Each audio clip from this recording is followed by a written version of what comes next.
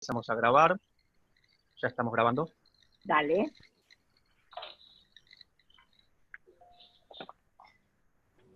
¿Ya estamos? Bien. Bueno, ahora sí, vamos a hacer la bienvenida y el buenas tardes y buenas noches para todas y para todos. Como siempre, le vamos a dar la bienvenida a la Asociación Argentina de Psicología y Psicoterapia de Grupos. Muchos son conocidos, otros no, así que nos gustaría presentar a nuestra institución. Primero me voy a presentar, soy Graciela Pan y junto a Norma Edelstein vamos a coordinar este diálogo, ¿sí? Nuestra institución es una institución que tiene una trayectoria de 65 años. Nuestra presidenta es Nérida Di Rienzo.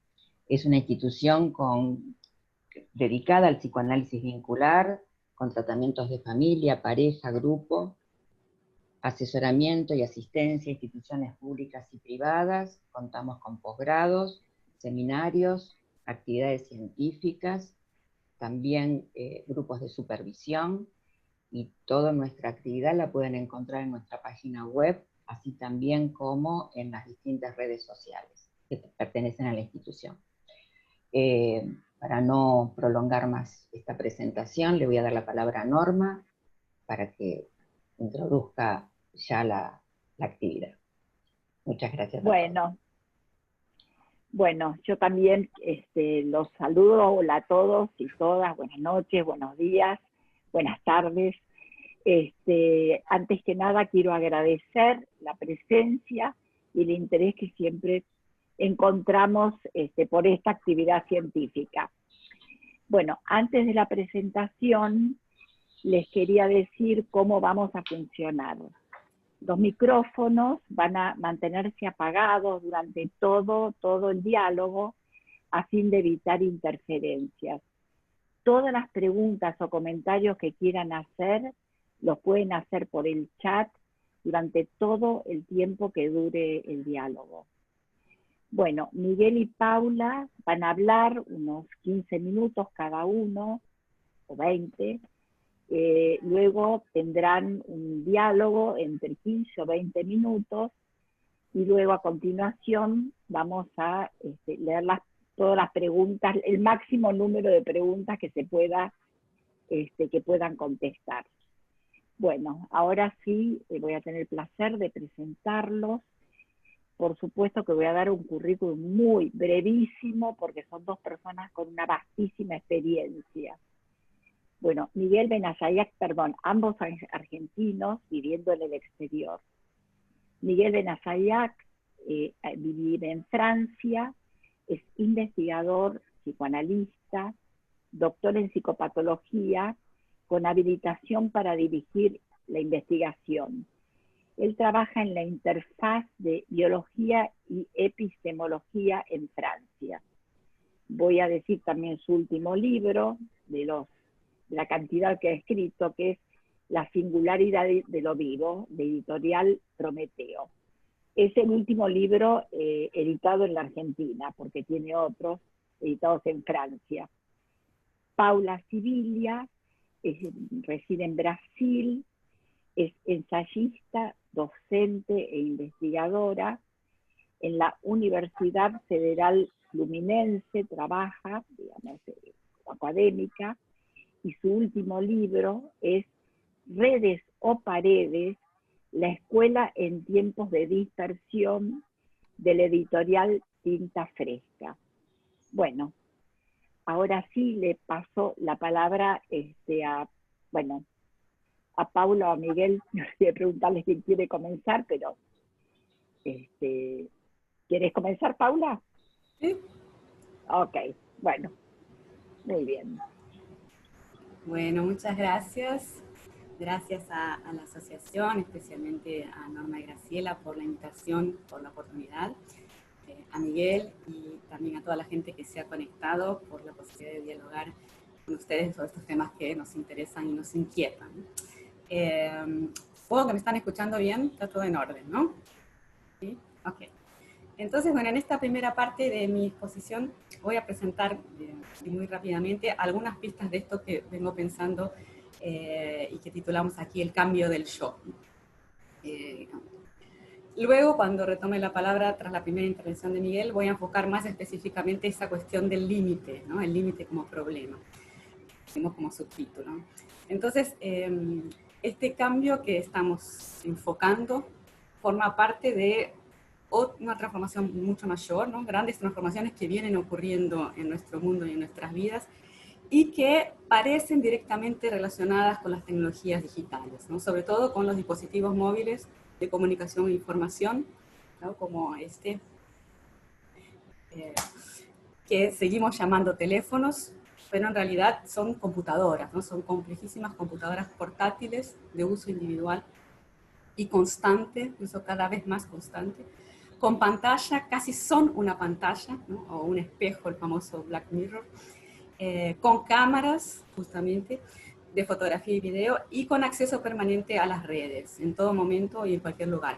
Al menos idealmente, pero cada vez más también realmente, ¿no? De hecho, tenemos acceso a esas redes y estamos conectados en todo momento y en cualquier lugar. O sea que estos aparatos no solo nos permiten, sino que casi nos obligan, o nos estimulan, mejor dicho, a estar conectados permanentemente, ¿no? Aunque de modo fluctuante, de modo medio espasmódico, con muchísima gente, cada vez con más gente y cada vez de modo más espasmódico. Aprendimos entonces a vivir así. Ahora voy a ver si aprendí realmente a vivir así, a compartir mi pantalla porque les voy a mostrar algunas imágenes, ¿cierto? Entonces vamos a ver si me sale bien.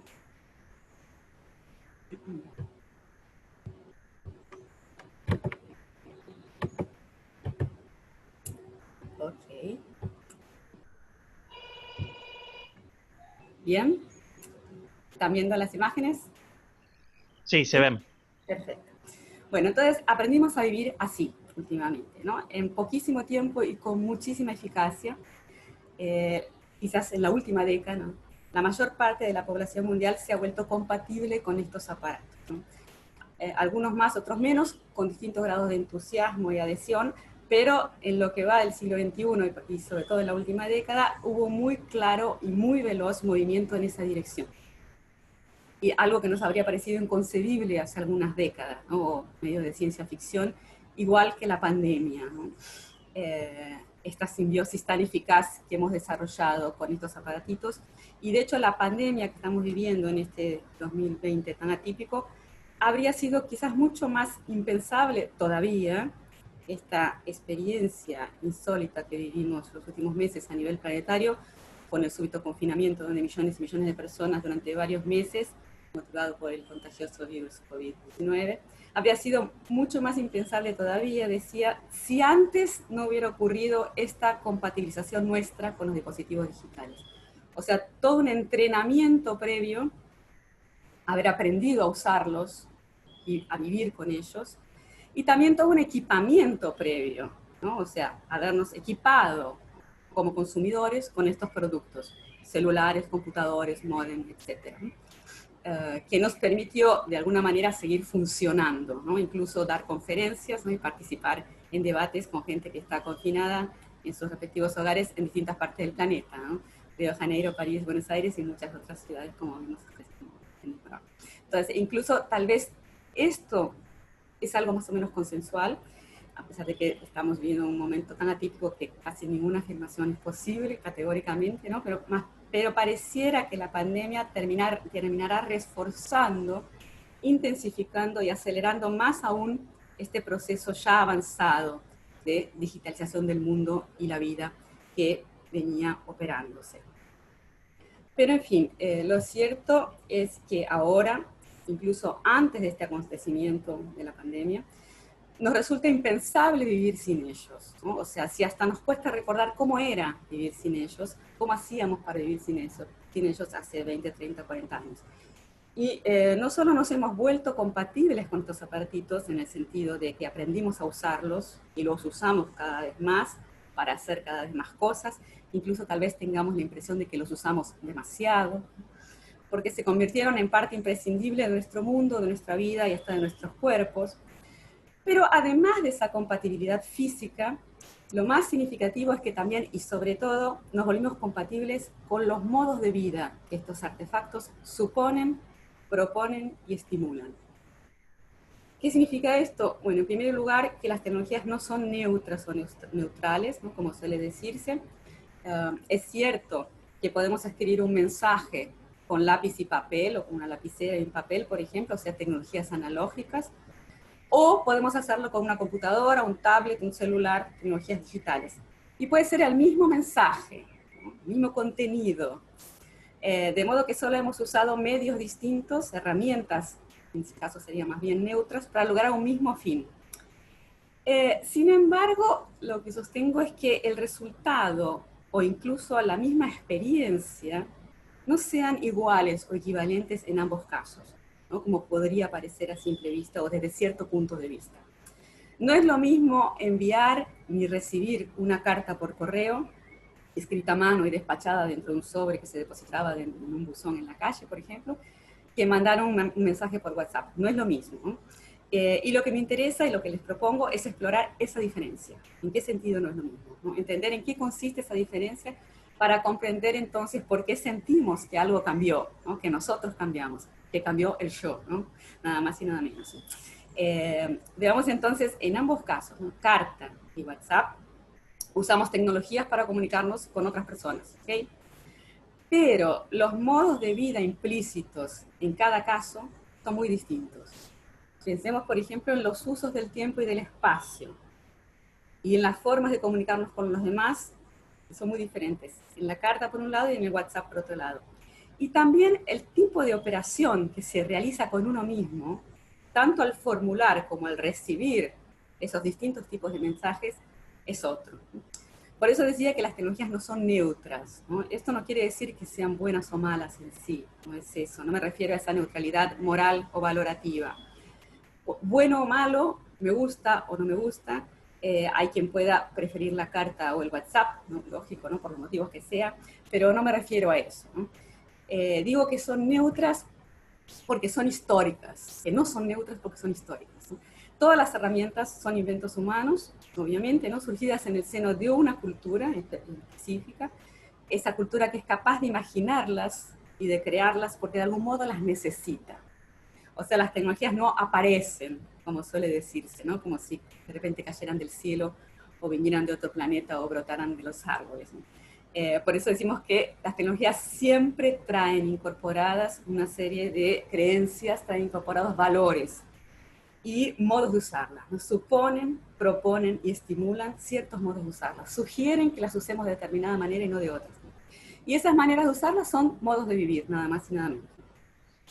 Pensemos de nuevo entonces en ese tipo de comparaciones, ¿no? Como cartas y WhatsApp, o diarios íntimos decimonónicos y blogs, ¿no? O redes sociales de internet, o podríamos comparar libros impresos por un lado, o periódicos, y por otro lado ebooks, o los que leemos en los diarios que leemos en la pantalla, o la máquina de escribir y la computadora, o comparaciones como, por ejemplo, la guía Filcar, ¿no? Los argentinos ya del siglo pasado la recordarán, o bueno, mapas en general, y una herramienta digital como Google Maps o como el GPS, ¿no?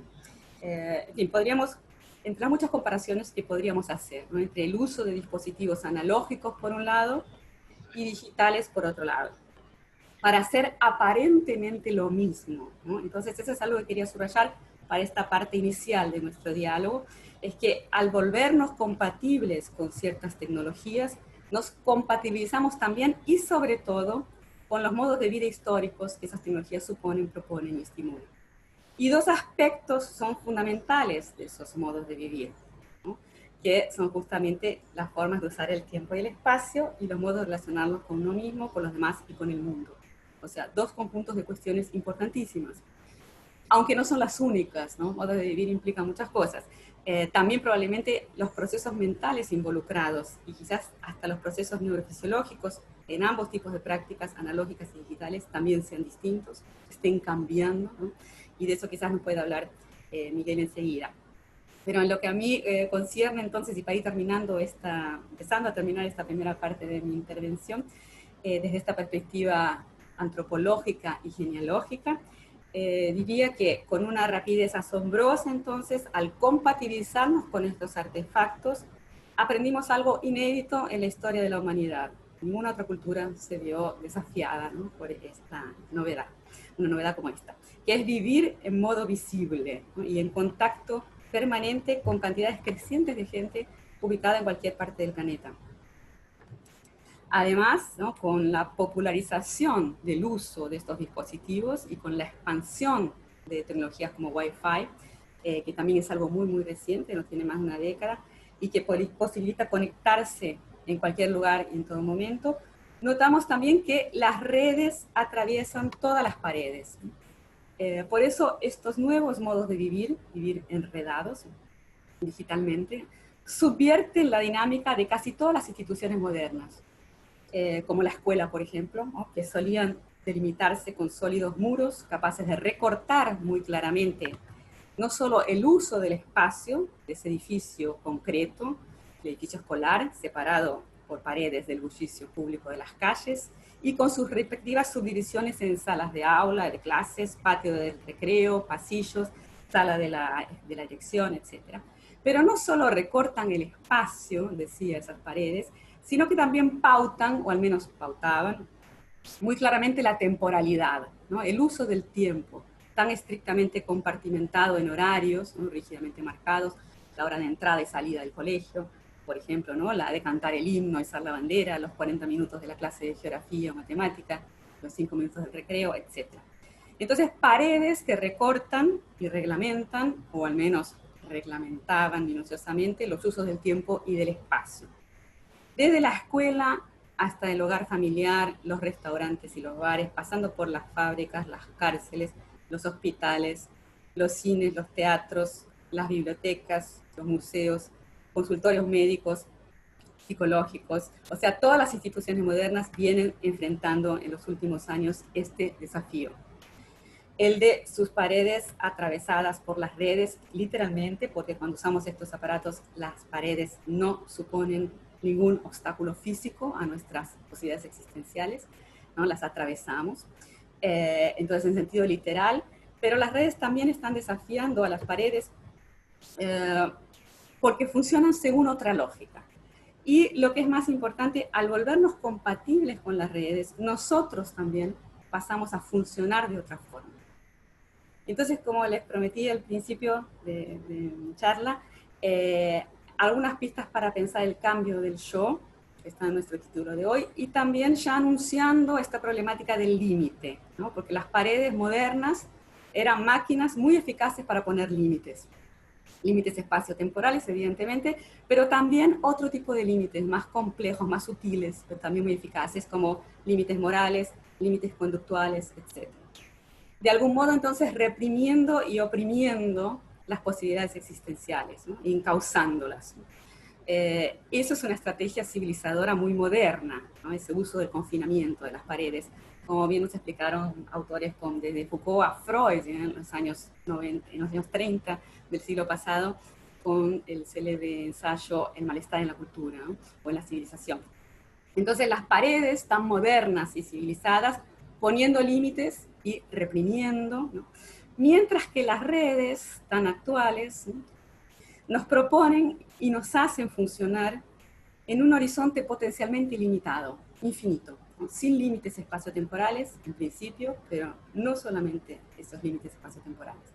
Las redes son máquinas estimulantes, ¿no?, más que represoras o opresoras, abren más que cerrar, ¿no?, y eso paradójicamente también es un problema, ¿no? Entonces, voy parando por aquí, vamos a escuchar a Miguel y después regreso ampliando esta cuestión. Gracias. No sé si tengo que hacer algo, creo que tengo que salir de acá, ¿no?, de la pantalla.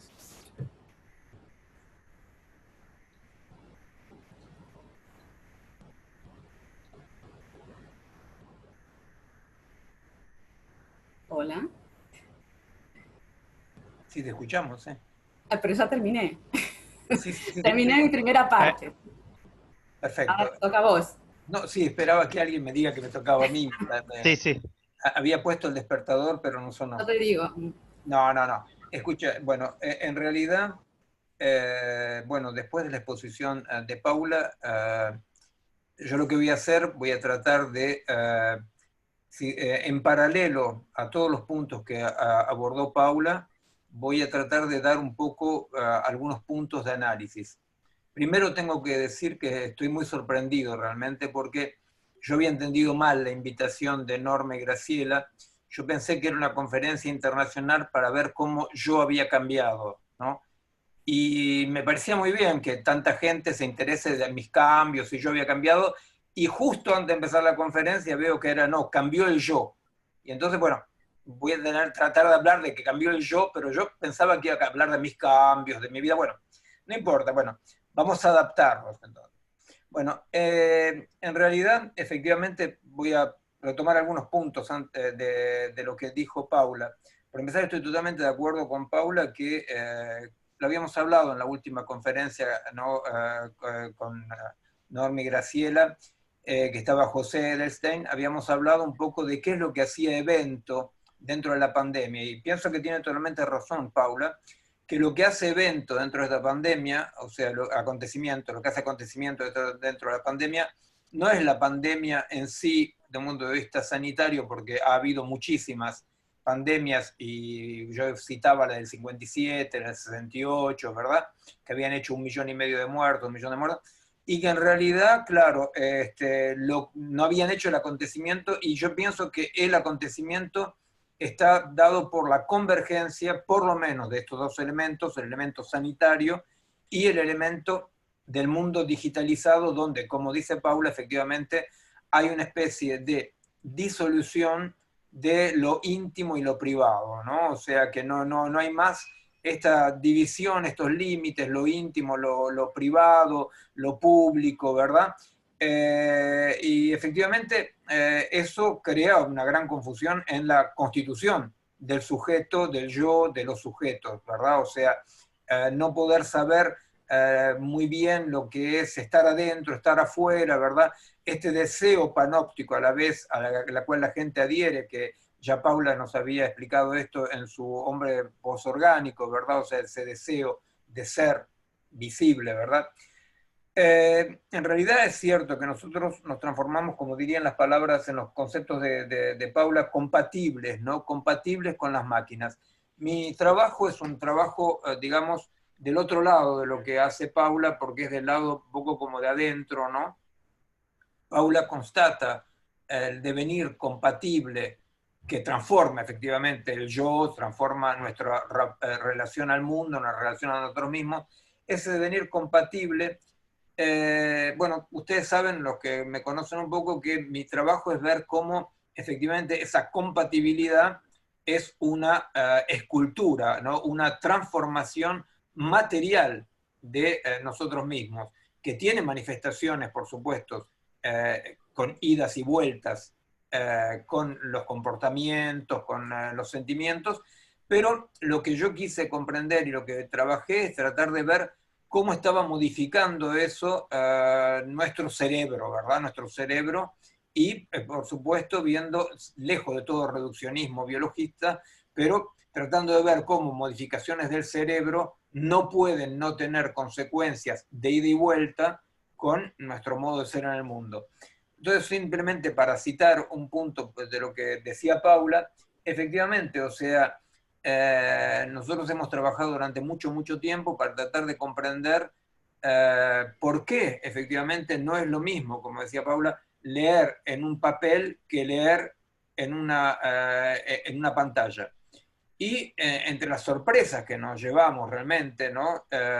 Está una americana, Wolf, con la cual aprendí mucho, ¿no? La sorpresa que nos llevamos es de ver que efectivamente, neurológicamente, neurofisiológicamente, los circuitos de la lectura en pantalla no son los mismos que los circuitos que toma sinápticamente la lectura sobre el papel.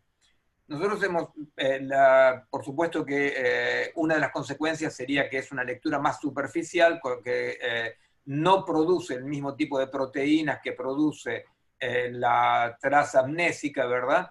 Y que es mucho más volátil, para decirlo así. O sea que, aunque parezca mentira, efectivamente hay razones neurológicas, neurofisiológicas que explican que la lectura sobre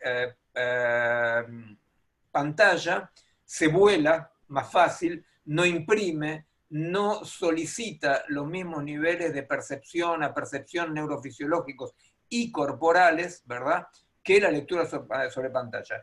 Las causas, cómo, eso es un poco complicado, si después quieren volver podemos decir algunas de las hipótesis, pero efectivamente tienen que ver con el otro punto que desarrollaba la Paula, que es el espacio y el tiempo.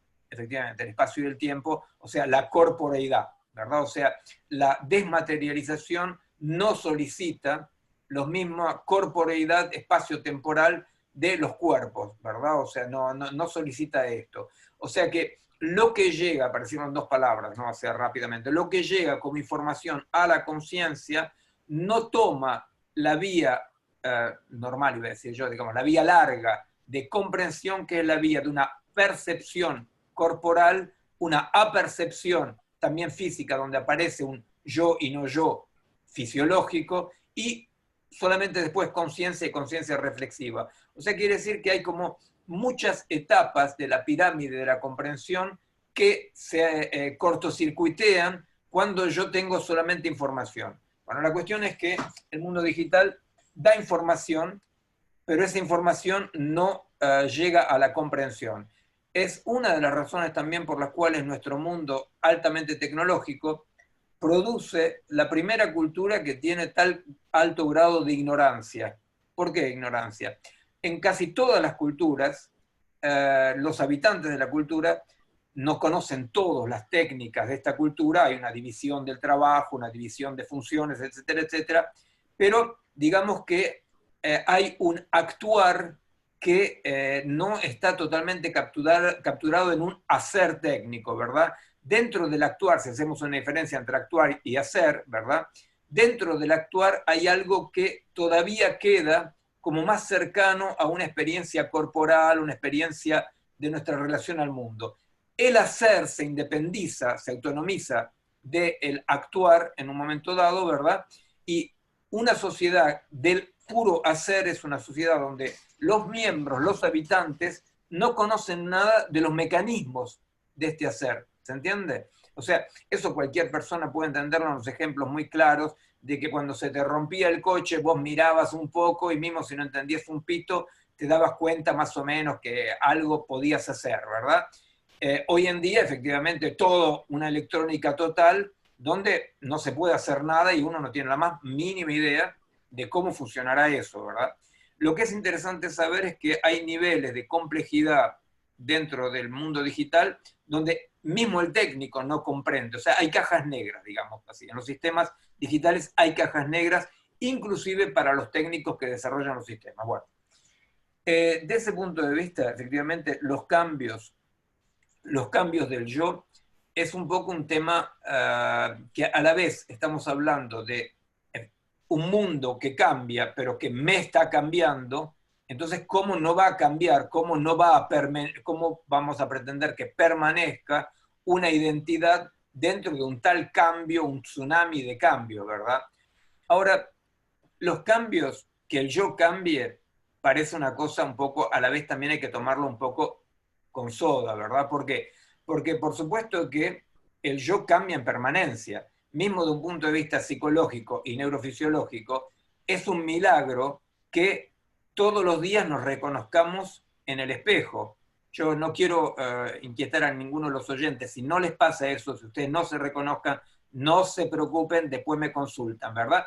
Pero digamos, para la mayor parte de la gente que está escuchando, que en principio cuando se ven en el espejo no dicen, ¿quién es este, verdad? ¿Qué hace acá, señor o señora, no? Para la mayor parte de los que somos así, que nos reconocemos en el espejo, es un milagro eso. Es un milagro porque lo que pasa es que la identidad anatómica y fisiológica es una entidad de puro cambio, ¿verdad? O sea que el cambio, el milagro no es el cambio, el milagro es la permanencia, ¿verdad? O sea, el milagro de decir, pero ¿cómo carajo puede ser que haya una permanencia cuando en realidad la base de todo funcionamiento orgánico es la pérdida permanente de todas las partes extensivas que nos componen, ¿verdad? Y entonces, ustedes saben, o sea, desde un punto de vista fisiológico, ustedes agarran un bebé, ¿no? Y en un mes el bebé perdió todas las moléculas que lo componen, las perdió, ¿verdad? Pero usted no dice, no va a la maternidad y devuelve el bebé y dice, este no era el mío, ¿verdad? Si usted compra un coche y al mes no queda ninguna pieza del coche que es la misma, usted dice, no, a mí me afanaron el coche y me pusieron otro, ¿verdad?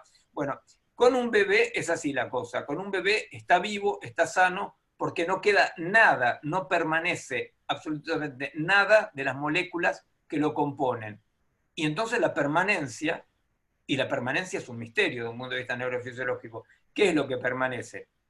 Los neurocientíficos, que son en general ingenieros fracasados, que vienen a hincharnos un poco la paciencia, digamos, porque no conocen nada de biología, nos cuentan que el yo sería un sistema de redes neurológicas y que no existe el yo. Bueno, efectivamente, el problema es que estos neurocientíficos, que son, como les digo, ingenieros fracasados, en general lo que se olvidan un poco es de que, claro, la idea de tabla rasa, la idea de que la identidad se puede formar como una especie de Lego, ¿no? Como el juego de los chicos del Lego, es muy peligrosa esa idea, porque efectivamente se olvidan dentro de estas posibilidades enormes que aparecen, se olvidan de decir, de acuerdo, los cambios, pero la noción de cambio no tiene ningún sentido si no decimos cambio con respecto a qué permanencia, ¿verdad? Entonces, yo lo que quería abordar, por el lado que quería abordar la cosa hoy, sería un poco de ese lado. El lado de decir, efectivamente, estamos viviendo cambios que son cambios fundamentales. O sea, nosotros mismos, mismos los más vejetes, ya no somos los mismos que podríamos haber sido sin esta hibridación con el mundo digital, ¿verdad? O sea, no somos los mismos sin hibridación. Pero sin hablar de los menos de 20 años, que absolutamente nacen hibridados, ¿verdad? O sea que la compatibilidad de la que hablaba Paula está dada de entrada. Bueno, ahora el asunto es que en nuestra época la teoría dominante las prácticas dominantes son estas que están fascinadas por el cambio, fascinadas por el transhumanismo, lo posorgánico, la biología molecular, la biología de síntesis, ¿verdad? Que nos promete efectivamente que todo puede cambiar, hasta como acá hay un tarado que se llama el doctor Laurent Alexandre, ¿no? que escribió un bestseller mundial que se llama La muerte de la muerte, ¿verdad? O sea, ¿por qué vamos a soportar la muerte? ¿Verdad? Bueno, entonces resulta que en estos cambios aparece algo que psicológicamente es muy grave, que es la idea de todo es posible, todo es posible. No hay ninguna permanencia estructurante, ningún límite que protege. Todo límite es visto como un confinamiento que hay que aplastar, que se puede superar, ¿verdad? Entonces, psicológicamente estamos en una especie de amenaza de barbarie de lo ilimitado total. O sea, el miedo de la humanidad desde que existe, ¿verdad? Ese mal infinito, el infinito total, el infinito sin ningún límite, ¿verdad? Ustedes saben que lo propio del ser humano es tratar, a pesar de todo, de poner límites, de comprender, de decir que no es lo mismo sí que no, un principio de contradicción, ¿verdad? Es un esfuerzo permanente por luchar contra el caos, ¿verdad? Hoy en día aparece como un deseo fantástico y una promesa este caos de no límite. Yo creo que efectivamente hoy en día nuestra preocupación principal tiene que ser la de tratar de comprender los ejes de la permanencia. O sea, de no estar absolutamente idiotizados de admiración por lo que cambia. Lo que cambia es fabuloso. Paula decía, efectivamente, nosotros estamos hablando acá, parece una cosa increíble para cualquier persona de mi edad, me cuesta creerlo todavía, ¿verdad? Lo que estamos haciendo. Lo que cambia es fantástico. Ahora, el problema es que estamos tan entusiasmados por lo que cambia, hay tantos dólares y euros atrás de todo lo que cambia, que lo que estamos olvidando es que lo que permanece es la condición justamente de que el cambio no sea un cambio que aplaste la vida. A mí me parece que ese es el problema principal. Me parece que el problema principal dentro de los cambios del yo, hay que ver cuáles son los cambios del yo, hay que ver los cambios, cómo se construye psicológicamente un yo dentro de un mundo de una promesa psicótica de todo es posible, ¿verdad? Es cierto que un mundo donde lo privado y lo público aparece como redes y muros absolutamente difusos. Efectivamente, en ese mundo hay que ver cómo el yo puede constituirse más allá de toda moral, más allá de todo límite exterior. Pero lo que es seguro, ¿verdad?, es que nosotros tenemos que encontrar algunos ejes de la permanencia, porque si no encontramos ejes de la permanencia, lo que estamos haciendo es debilitar la posibilidad de actuar por caer en un puro hacer. Entonces, para terminar con esta primera parte, ¿no?, ustedes se acuerdan de Heráclito, que Heráclito viajaba mucho porque nunca se bañaba en el mismo río, entonces se bañaba en un río y después viajaba, se iba a otro río, ¿no? No era así la cosa, ¿no? O sea, Heráclito dice, nadie se baña 2 veces en el mismo río, ¿no? Pero tampoco yo soy el mismo que se baña en el mismo río, dice Heráclito. Ahora, la cuestión es, efectivamente, ¿qué es lo que permanece? Y hay un poema de Borges muy, muy lindo sobre Heráclito que dice, todo cambia, todo fluye, pero algo se queda, algo se queja, ¿verdad? Algo se queda, algo se queja. Eso que se queda y se queja es hoy en día el desafío fundamental, porque si no, caemos en la otra ficción de Borges, que es la lotería de Babilonia, ¿verdad? Donde efectivamente cualquiera puede ser cualquier cosa. Eso que hoy pasa por la libertad, cualquiera puede ser cualquier cosa, emanciparse de todo determinismo, es lo que nos amenaza. Por eso hay que pensar en esa permanencia. Les digo enseguidita que este tipo de posiciones como investigador acá en Francia me ha valido el orgullo de ser nombrado bioconservador. O sea que los colegas investigadores dicen, Miguel es bioconservador. Entonces, eso es un orgullo porque nunca pensé en mi vida, dado mi tipo de vida, que iba a llegar a ser finalmente conservador, pero soy bioconservador. Bueno, esto es la primera parte.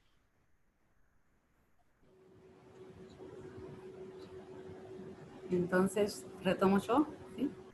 Preguntémosle a la jefa. Ok. Bueno, muy bien. Entonces, retomando esta cuestión del problema del límite, que Miguel mencionó y que yo también prometí seguir desde esta perspectiva. Voy entonces a retomar mis dibujitos.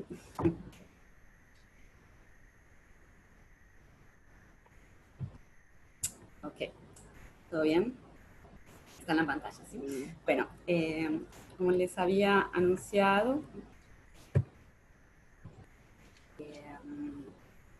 un poco estos conflictos, ¿no?, que venimos viviendo, porque todavía me parece que estamos en la tensión entre dos universos, ¿no? O sea, entre la vieja dinámica de las paredes, no es que haya desaparecido, ¿no?, todavía permanece, típica de las tecnologías analógicas, en crisis, ¿no?, pero está ahí. Por lo menos estaba antes de la pandemia y con la escuela, en fin, y todas las instituciones modernas funcionando aún en crisis, ¿no? Entonces, esa vieja dinámica de las paredes, típica de las tecnologías analógicas, por un lado, hay una tensión y un conflicto con la nueva dinámica de las redes asociada a los dispositivos digitales y cada vez más intensificada, ¿no?, con los cuales nos volvemos compatibles cada vez más. Y antes también destaqué la visibilidad y la conexión como dos vectores fundamentales de los nuevos modos de vivir. Y en ese sentido se nos convoca cada vez más insistentemente a que performemos, ¿no?, nuestra vida cotidiana como personajes más o menos espectaculares o instagramiables, como se dice ahora, instagramiables, instagramizables, ¿sí?, en las redes sociales de internet, por ejemplo. Y contrariamente a lo que sucedía en la época moderna, articulada por instituciones delimitadas por sólidas paredes y por reglamentos igualmente sólidos o estrictos, en la sociedad actual, organizada según la lógica de las redes, cada vez más organizada según la lógica de las redes, nos manejamos con horizontes ilimitados, ¿no? O sea, me refiero entonces a en todo momento y en cualquier lugar que está ahí destacado en ese casillero. lógico Wi-Fi, ¿no? Al modo de funcionar de estos artefactos que a su vez nos hacen funcionar así también, ¿no? Se fue implementando un extenuante régimen 24/7, ¿no? Como dice Jonathan Crary en su libro así titulado, cuyo ritmo no cesa las 24 horas del día, ¿no? 24 por semana, 24/7, durante las 7 jornadas semanales, sin interrupciones, ¿no? Internet, los celulares, Wi-Fi, etcétera, funcionan así, sin parar. Y nosotros también estamos siendo llevados a funcionar así, sin parar. Incluso en modo pandemia, ¿no? O en modo zombie o zombie, como lo llamo yo cariñosamente a este aparato que hoy nos conecta, el Zoom, ¿no? Y que nos viene permitiendo él también eso, ¿no? Seguir funcionando más allá de todo límite espacio-temporal o incluso de todo límite sanitario, tan estricto como lo que viene sucediendo en estos meses. Aún así, atravesamos todas las paredes y estamos aquí funcionando.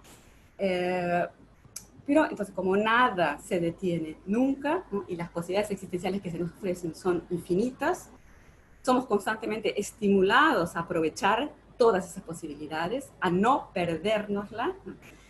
Eso sin duda es maravilloso, es una oportunidad que ninguna otra cultura vivió. En muchos sentidos es algo fantástico, pero tiene su lado B, ¿no? O sea, su contrapartida problemática, o por lo menos no tan maravillosa, y quizás muy desafiante, ¿no? De allí la ansiedad que implica, por ejemplo, esa sensación de que siempre estamos en deuda, ¿no? Siempre me estoy perdiendo algo, o mucho, ¿no? Todo lo que no logro hacer, aunque logre hacer 2 o 3 cosas al mismo tiempo, la capacidad multitarea que desarrollamos últimamente, aún así son solo 2 o 3 cosas, no mucho más que eso. Puedo lavar los platos mientras escucho un podcast y mientras pienso en otra cosa que tengo que hacer, pero no mucho más que eso, ¿no? Tenemos límites fisiológicos y no logramos hacer todo lo que quisiéramos. Entonces siempre estamos perdiéndonos algo o mucho o muchísimo, ¿no? Ya que tenemos a nuestra disposición todas las películas y todas las canciones del mundo, por ejemplo, todos los libros, todas las conferencias, ¿no? Una cantidad infinita de experiencias que se nos ofrecen como promesa o como ilusión de un posible consumo ilimitado.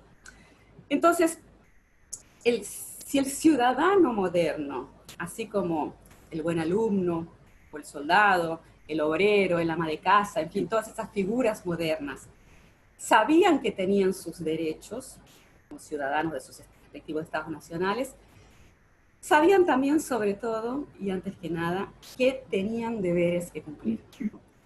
Obligaciones estaban en primer lugar. Hacer los deberes, se dice, ¿no? Se decía en mi época en Argentina.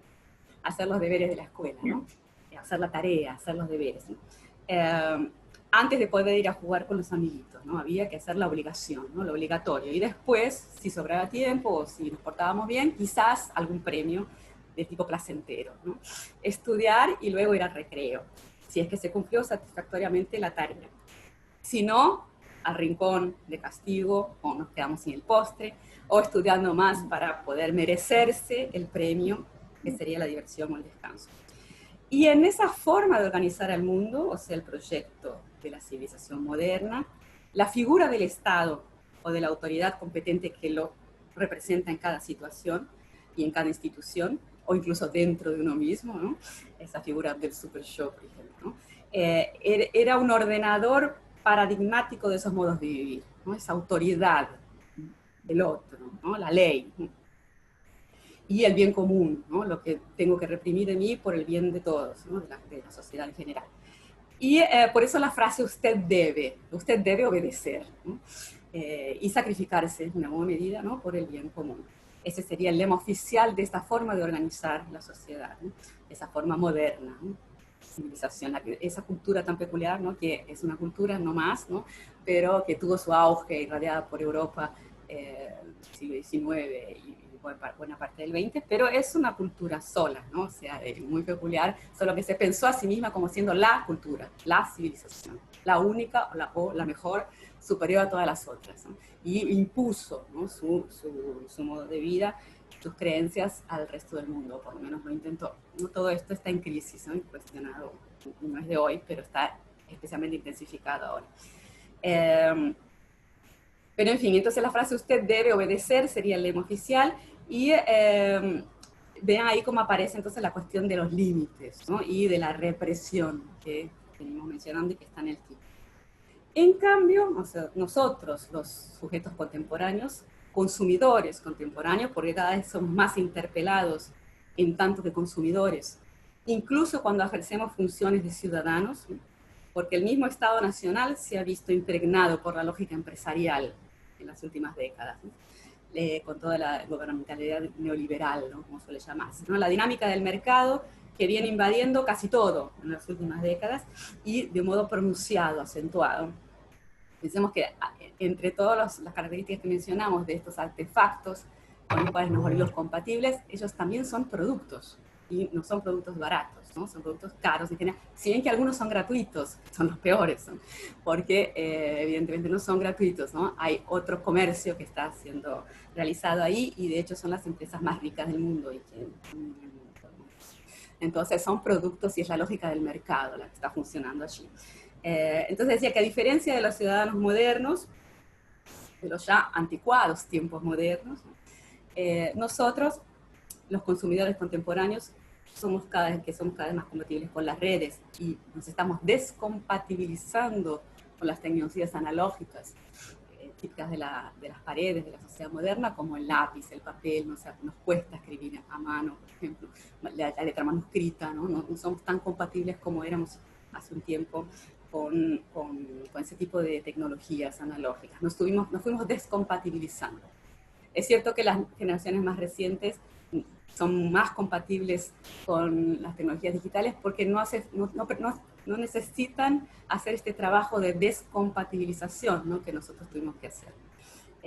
Pero aún así, aún los más adultos, muy rápidamente y con mucha eficacia nos compatibilizamos con las tecnologías digitales y estamos perdiendo la vieja compatibilidad que teníamos con el mundo analógico. No solamente con los artefactos, sino con toda esa propuesta de modo de vivir. Entonces, consumidores, cada vez más interpelados como consumidores y menos como la figura del ciudadano, cada vez más compatibles con las redes y menos compatibles con las paredes y sus tecnologías analógicas, somos constantemente seducidos por un vos podés, típico del discurso publicitario, ¿no? Vos podés ser feliz, vos podés, si compras Coca-Cola vas a ser feliz, una cerveza también, etc. Vos podés, ¿no? Típico del discurso publicitario, pero no exclusivo, ¿no? El discurso publicitario se transformó en un discurso oficial prácticamente, ¿no? En los últimos tiempos, ¿no? O el discurso paradigmático. Piensen en la estética de redes sociales como Instagram, por ejemplo, que es totalmente publicitaria, ¿no? Entonces el discurso publicitario que dice vos podés, en vez de aquel opresivo o represivo usted debe del Estado, ¿no? Y de la autoridad jerárquica a la que había que obedecer. Y a ese estimulante vos podés, solemos responder con un yo quiero. Un yo quiero que suele repeler cualquier restricción, o sea, que rechaza cualquier restricción que se le imponga desde afuera a este yo, ¿no? Que quiere. Piensen en el yo de nuestro título, ¿no? O sea, al que se le dice, a ese yo que estaría cambiando, se le dice constantemente vos podés, y responde no solamente con un yo quiero, que tiene una legitimidad moral más o menos consensual, o sea, está bien querer, incluso quizás no haga falta hacer los deberes antes, ¿no? como era necesario algún tiempo atrás, o sea, es legítimo que yo quiera. Y no solo yo quiero, sino que además yo lo merezco. Yo merezco eso que quiero, ¿no? Y esto también, más allá de haber hecho los deberes o no. Yo lo merezco porque soy yo y porque quiero. Con eso basta, en principio, ¿no? Para este nuevo suelo moral que está constituyendo, ¿no? Antes se hablaba de los valores y creencias que vienen junto con las tecnologías, con los modos de vivir. Entonces, este es un aspecto importante, creo, de ese cambio, sobre el cual nos preguntamos en el título del diálogo, ¿no? Algo que no deja de ser una conquista, evidentemente, habernos librado de esa represión tan decimonónica, ¿no? Es mucho más interesante, si pudiéramos elegir, ¿no? Vos podés, yo quiero y yo merezco, que usted debe, ¿no? Sin embargo, otra vez el lado B, ¿no? También genera muchas frustraciones, ¿no? Y esta es una novedad paradójica, creo que no fue prevista, ¿no? Y por eso nos desafía tanto a pensar, a tratar de entender, incluso a valorar de qué se trata, ¿no? Porque el ideal de normalidad al que se aspiraba en la sociedad moderna podía ser represor, opresor, limitador y doloroso, y sin duda lo fue en muchísimos casos, pero ese ideal de normalidad estaba al alcance de las mayorías. La mayoría de la población no solo era, sino que debía ser normal, ¿no? Era una premisa de la sociedad moderna. La mayoría es normal, solamente en las excepciones o en los márgenes están diversos grados de anormalidad. Pero la mayoría es normal y debe ser normal, debía. En la sociedad contemporánea, en cambio, ha perdido fuerza ese horizonte de normalidad, ha perdido legitimidad, ¿no? ¿Quién quiere ser normal hoy en día, ¿no? ¿Quién quiere ser normalito? Difícilmente sea una aspiración mayoritaria, ¿no? Lo que queremos es ser fantásticos, fabulosos, únicos, mega felices, lindos, exitosos, etc. Como se encarga de mostrarnos todo el tiempo Instagram, con su estética publicitaria, sus filtros, sus selfies, etc. Entonces, y su vos podés, yo quiero, yo lo merezco. Entonces, nuestro horizonte ya no es más ese, viene dejando de ser el horizonte de la modernización moderna, de la normalización moderna, y pasó a ser este otro que, a falta de palabra mejor, lo vengo nombrando optimización, ¿no? Si bien la normalidad era un problema, la optimización es otro problema, ¿no? Un problema de otro tipo, porque es otro régimen, ¿no? Otro modo de vida, otras formas de vivir, y por lo tanto es otro tipo de problema. Está claro que nadie logra ser óptimo en todos los aspectos de su vida, ni mucho menos para siempre, ¿no? Si se logró en algún momento algo parecido, cercano a lo óptimo, con el mero envejecimiento, ¿no? Y la muerte, por ejemplo, se deja de ser, ¿no? La amenaza de finitud, ¿no? De modo que es un horizonte frustrante, por definición, el horizonte de optimización.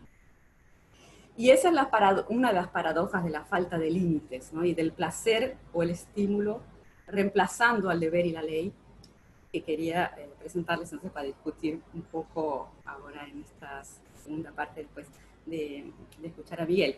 O sea, ahora no sufrimos tanto porque está prohibido o porque es ilegal o inmoral hacer lo que secretamente quisiéramos, sino que sufrimos porque lamentablemente parece que no dejamos ni dejaremos de sufrir, pero ahora sufrimos más, pareciera, porque deberíamos hacer todo lo que queremos. Y eso por definición es imposible, ¿no? Jamás lo lograremos. Aunque igual no podemos parar, ¿no? Porque estamos justamente formatados en esta lógica y en este régimen 24/7, compatible con las redes, etc. Y claro, es agotador, ¿no? Además de frustrante, es agotador. Y esa es también la paradoja del consumidor, ¿no? El consumidor enredado. Para que siga deseando más y más, tiene que permanecer insatisfecho, por definición. Nunca nada será suficiente o normal, ¿no? Nunca se llegará al estado de satisfacción o de normalidad, incluso porque eso no es lo que interesa, ¿no? Y por lo tanto siempre seguiremos persiguiendo ese sueño irrealizable por definición, que es la optimización del yo, ¿no? Y que se estimula por todas partes y pareciera ser nuestro deseo, ¿no? O sea, nadie en principio nos obliga, no es usted debe optimizarse, es vos podés optimizarte, yo quiero optimizarme y yo lo merezco. Por ejemplo, el deseo de ver todas las series de Netflix o ver todas las conferencias que hay en YouTube o todas las que me interesan, que son muchísimas, tener todos los novios de Tinder, etc. Entonces, este es el problema del límite, ¿no? como desde esta perspectiva de la contraposición genealógica entre el mundo de las paredes y el mundo de las redes. Al pasar de una lógica represiva o opresiva, la de las paredes modernas, hacia una dinámica estimulante como la de las redes actuales, nos enfrentamos a este cambio incluso de esa entidad ficticia, ¿no? A la que llamamos yo, ¿no? Se ha ampliado enormemente nuestras posibilidades existenciales, ¿no? Al menos para los consumidores que tenemos acceso a ellas, ¿no?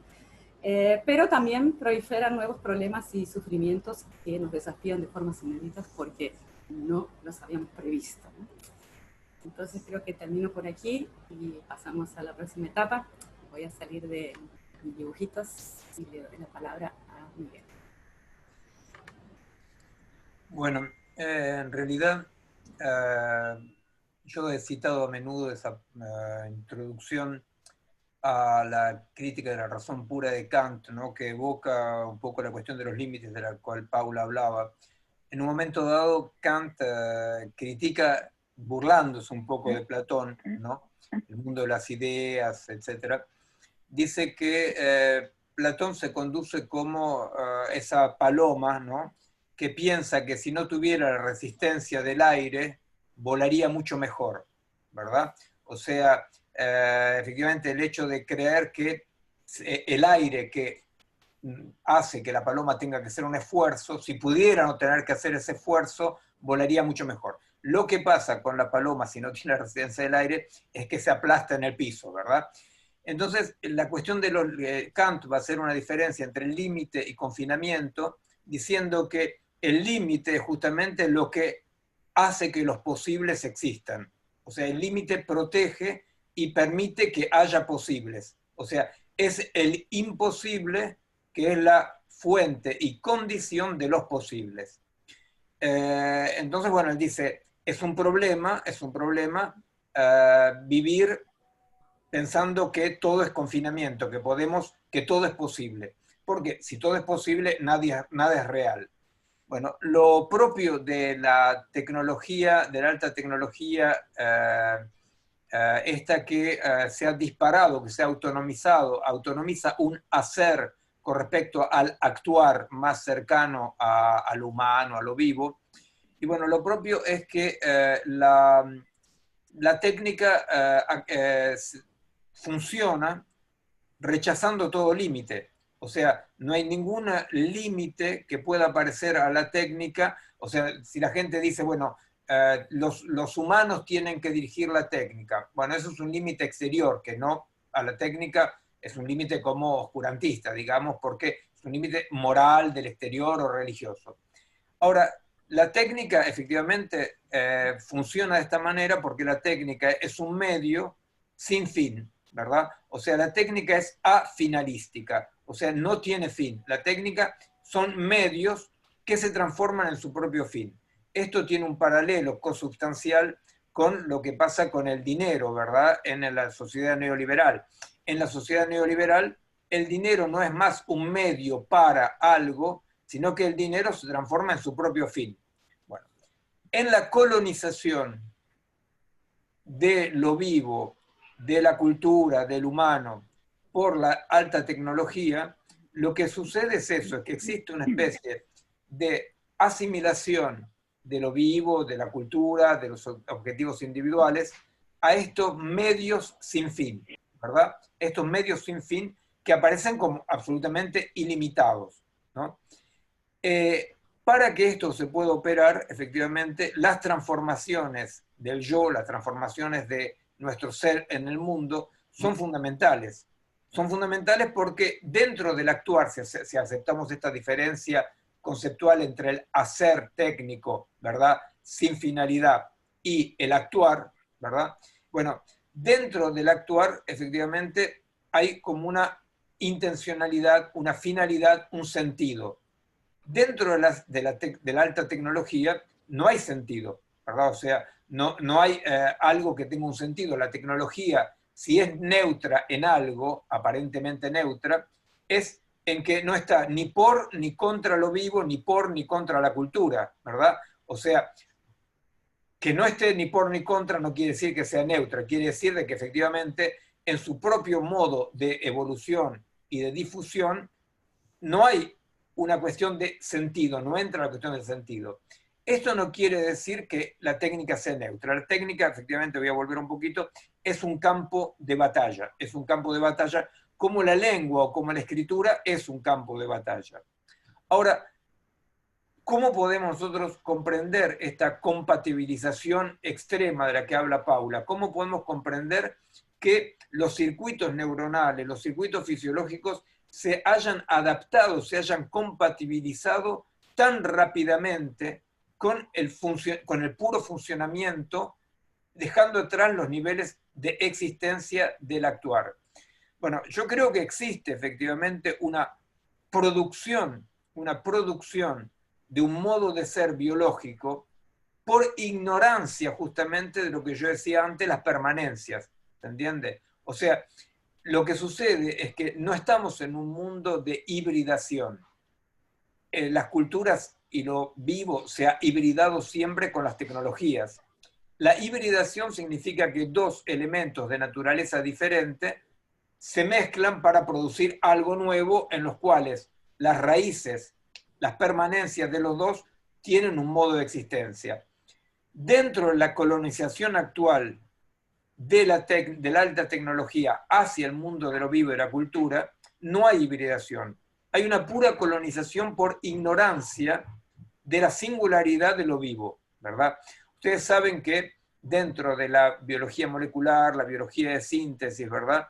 El axioma fundamental es todo es información, todo es algorítmico. O sea, se considera que un ser humano, un animal, un perro, lo que venga, es un conjunto de información, algo que funciona a partir de ciertos algoritmos que yo puedo efectivamente comprender, modelizar y reconstruir en otro lugar con otra base material, ¿verdad?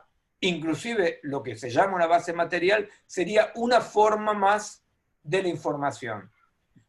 ¿A dónde va esto? Esto va al hecho de que hoy en día el zócalo principal de la investigación tecnológica, de la innovación, ignora absolutamente, se basa en la ignorancia absoluta de una diferencia de lo vivo, de la cultura, del humano, con lo que constituye la vida artificial, la inteligencia artificial.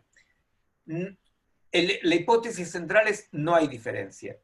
Esta negación de la diferencia, por supuesto, no puede abolir por decreto las diferencias que una parte de los biólogos estamos convencidos que existen. No la puede abolir. Pero ¿qué es lo que hace? La aplasta, ¿se entiende? Esta transformación del yo es una transformación que nosotros podemos conocerla, nombrarla como la transformación del individuo en perfil. Nosotros nos transformamos poco a poco en lo que sería la imagen de la compatibilidad perfecta, o sea, ser perfiles transparentes que actuamos de acuerdo a este principio de medios sin fin, ¿verdad? La performancia, el funcionamiento. Esto se transforma en un deseo. Hay un deseo, hay una estética de querer ser máquina. De la misma manera que cuando al comienzo de la modernidad existe una escultura del cuerpo para tratar de que el cuerpo se corra un poco, ¿verdad? Esas prácticas son, por ejemplo, basta ver la danza clásica. En la danza clásica se trata de negar el cuerpo, ¿verdad? O sea, de negar el cuerpo porque se muestra que estamos en un apecentor, que no tiene peso, ¿verdad? O sea, que el cuerpo es ligero como el alma. Son todas las técnicas también de comer con cubiertos, de la buena educación, cuestión de negar el cuerpo. Esta fabricación de un cuerpo es un cierto hacer que coloniza a los cuerpos en ese momento. Lo que pasa, la diferencia hoy en día, es que efectivamente una cosa es aprender prácticas de danza, enseñar prácticas de danza, donde hacemos como si el cuerpo no fuera con un peso propio. Una cosa es eso, pero el cuerpo se cae, el cuerpo se arruina, el cuerpo duele, o sea, el cuerpo está ahí. Otra cosa es el deseo delirante actual de realmente transformar intrínsecamente los cuerpos, ¿verdad? O sea, una cosa es Lysenko, que piensa que el comunismo soviético va a transformar biológicamente y genéticamente al ser humano. Otra cosa es la biología molecular, donde efectivamente nos ocupamos de modificar genéticamente. ¿Eso quiere decir que los límites desaparecen? Eso no quiere decir que los límites desaparecen.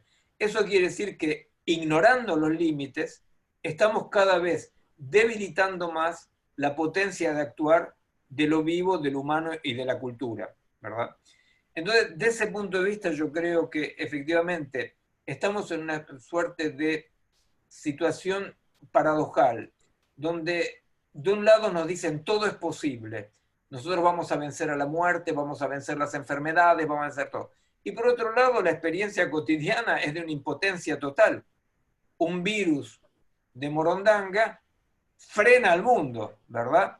Frente a las amenazas ecológicas, frente al desastre económico, nos sentimos impotentes. En permanencia nos sentimos impotentes. Nos sentimos impotentes y la información que nos llega es: sos omnipotente, vos podés todo, tenés que poder todo. Efectivamente, ese mundo donde yo debo poder todo y en realidad puedo cada vez menos, es un mundo que realmente y concretamente destruye la posibilidad de actuar, porque la posibilidad de actuar, y me paro ahí para esta segunda parte, la posibilidad de actuar, la potencia de actuar, lo que para Spinoza es la alegría, ¿verdad? Bien, depende exactamente del conocimiento de esos límites, porque esos límites no son los que nos impiden de actuar, son la condición del actuar.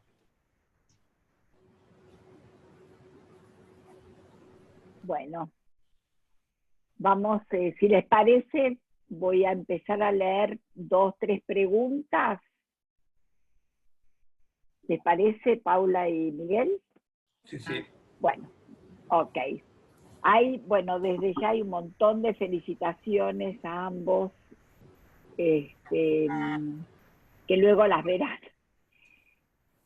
Bueno, una de ellas... No, quedémonos acá en las felicitaciones, no sea cosa que haya crítica después. Paremos acá. Bueno, una pregunta dice... si la permanencia sería lo que se llama esencia, o lo que se llamaba esencia. Esa sería una de las preguntas.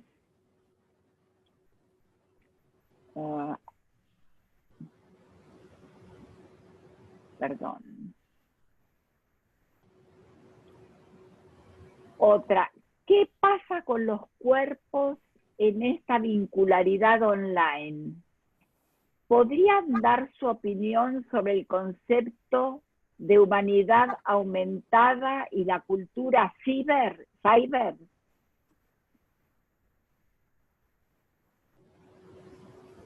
Y hago una tercera y luego los dejo.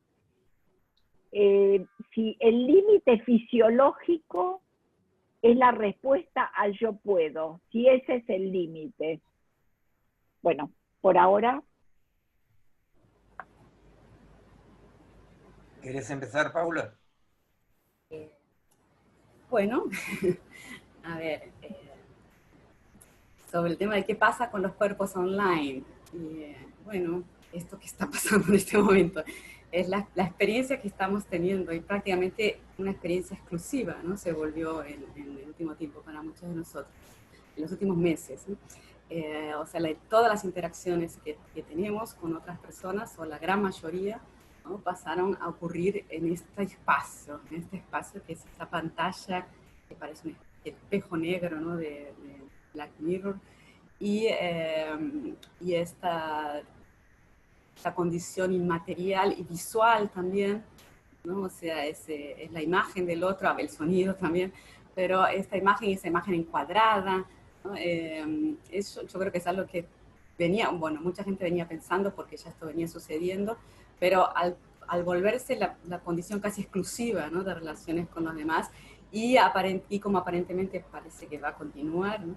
Se volvió ahora un tema que está muy en pauta, ¿no? Y hace un par de días di una conferencia justamente sobre eso, también en una institución de Buenos Aires, la Fundación Familias y Parejas, hace un par de días.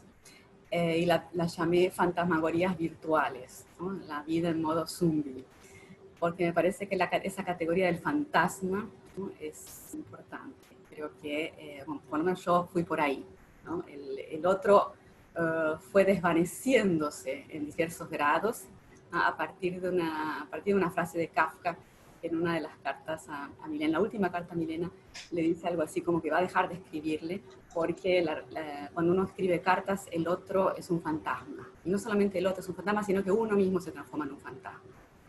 Y después se pone más kafkiano todavía y dice, bueno, la humanidad sigue inventando estas cosas. Después de las cartas inventó el telégrafo, el teléfono, no sé, la telegrafía inalámbrica, y bueno, para por ahí porque no tuvo la suerte o la desgracia de conocer lo que vino después, ¿no? El email, los teléfonos celulares, internet, el WhatsApp, pero probablemente estaría de acuerdo en ponerlos esto también en la misma lista, y termina algo así como, bueno, los fantasmas por lo visto no se van a morir, pero nosotros sucumbiremos. Nosotros nos vamos a volver los fantasmas, ¿no? O sea, nosotros nos convertiremos en fantasmas. Y yo creo que, bueno, la misma Milena dijo que él estaba condenado a ver la vida con demasiada lucidez. Y aunque, bueno, quizás ni en sus peores pesadillas se hubiera imaginado nada de esto, y tenía muchas pesadillas, Café. Me parece que, bueno, yo fui por ahí, ¿no? Por esta idea de que nos fuimos acostumbrando a tener este tipo de relaciones a distancia, cada vez más desmaterializadas. Me gusta mucho la palabra virtual, me parece que no es muy precisa nombrar esto. Estas relaciones a distancia mediadas por tecnología, pantallas, teclados, a veces ni siquiera, en muchas de ellas ni siquiera nos vemos, lo que pasa por WhatsApp, por ejemplo, audio y texto, que es una de las tecnologías más usadas en los últimos tiempos. Creo que se ha intensificado justamente esa desmaterialización del otro, al punto que quizás el otro podría no existir, ¿no? O sea, fui ahí, llegué hasta ese punto en la conferencia de ayer, y bueno, lo sigo pensando, la idea es escribir sobre eso. Por ahora dejo esas pistas, ¿no? Y bueno, como ejemplos di la película Her, ¿no? Ella, en la cual el protagonista se enamora de un programa de computadora que parece una propuesta completamente inverosímil, ya tiene varios años, y sin embargo, absurdo, ¿no? Y sin embargo, la película lo muestra como verosímil. Y si eso, él sabe que no es una persona, o sea, no está siendo engañado. Él se enamora de esa voz en la computadora. Y eso es algo verosímil, ¿no? O sea, en nuestra cultura eso se ha vuelto verosímil. Me parece que vale la pena pensar esa relación con fantasmas. Quizás sea una diferencia solo de grado el hecho de que no sea una persona. No es una diferencia tan cualitativa, es o no es, sino que se ha vuelto medio ambiguo esa relación que tenemos, estas relaciones que tenemos mediadas por tecnologías y pantallas, etc. Eso con respecto a una de las preguntas. Creo que quizás usé demasiado tiempo. Solamente entonces voy a hacer un comentario sobre el tema si el límite fisiológico sería la respuesta al vos podés y al yo puedo. Muchas veces lo es, ¿no? Es, bueno, no puedo. Como las figuritas que mostré, me caigo de sueño, no puedo ver todas las películas, no llego a tiempo. Pero tampoco es un límite convincente, porque la sensación es que debería poder. Entonces, yo cité a Jonathan Crary, el autor de ese libro 24/7, que tiene un pocos años, creo que es 2014, 2015, es un ensayo sobre este tema justamente. Él dice que, entre muchas otras cosas muy interesantes y muy terribles, que el último límite que el capitalismo o el consumismo, en fin, está queriendo conquistar es el tiempo que pasamos durmiendo. O sea, perdemos tiempo durmiendo y todavía necesitamos dormir. Entonces, uno de los límites fisiológicos sería ese. Lo que pasa es que vamos a suponer, esto está en pauta, la técnica está intentando esto, de hecho, bueno, ya hay remedios para dormir, no dormir, etc. Pero según las investigaciones de Jonathan Crary, hay remedios bastante eficaces, parece que están siendo testeados, y que no tendrían efectos colaterales, que podríamos pasar, por ejemplo, 4 o 5 días sin dormir y sin sentir sueño ni otro efecto colateral indeseado. Pero aún así, bueno, claro, podríamos muchas cosas. Por ejemplo, podríamos no solamente trabajar un montón y ver todas las películas de Netflix, etcétera, sino que podríamos, por ejemplo, irnos de vacaciones, suponiendo que se pueda en algún momento, y no hace falta reservar un hotel, porque no hace falta dormir. Y entonces podemos además ver todos los museos, ir a la playa de día y a los museos de noche, y no nos cansaríamos. Entonces seríamos así máquinas casi perfectas, ¿no?, de funcionamiento en esta sociedad. Sin embargo, y con esto quiero cerrar, tampoco sería suficiente, porque 24 horas tampoco es suficiente. Entonces querríamos más. Así que es complicada la cosa. Mejor que lo resolvamos filosóficamente que biológicamente. Bueno, digamos rápidamente, ¿no? Algunos puntitos. Por empezar, simple, con respecto a lo que decís del sueño, hace 15 años que la NASA tiene un proyecto que continúa de estudio de disminución del sueño, ¿no? Del tiempo de sueño. Y con respecto también a los fantasmas que sobreviven, me hizo pensar al cuento de Bioy Casares, ¿no? Esa ciudad donde hay perfiles, ¿no? Diríamos nosotros, o sea, hay como personajes no reales, ¿no? O sea, bueno. En realidad, yo pienso que sí, que el límite, yo no diría esencia, porque esencia está un poco cargado, o de límite diría que es una esencia que coincide con la existencia, ¿no? O sea, que no puede, no tiene ninguna realidad más allá de la existencia. Pero bueno, yo creo que sí, que hay un límite que nosotros tenemos que comprender, que es el límite de lo vivo, ¿verdad? O sea, el límite de lo fisiológico, el límite de cuáles son dos o tres invariables de lo vivo, invariables de lo vivo, que no quiere decir una forma determinada ni una esencia.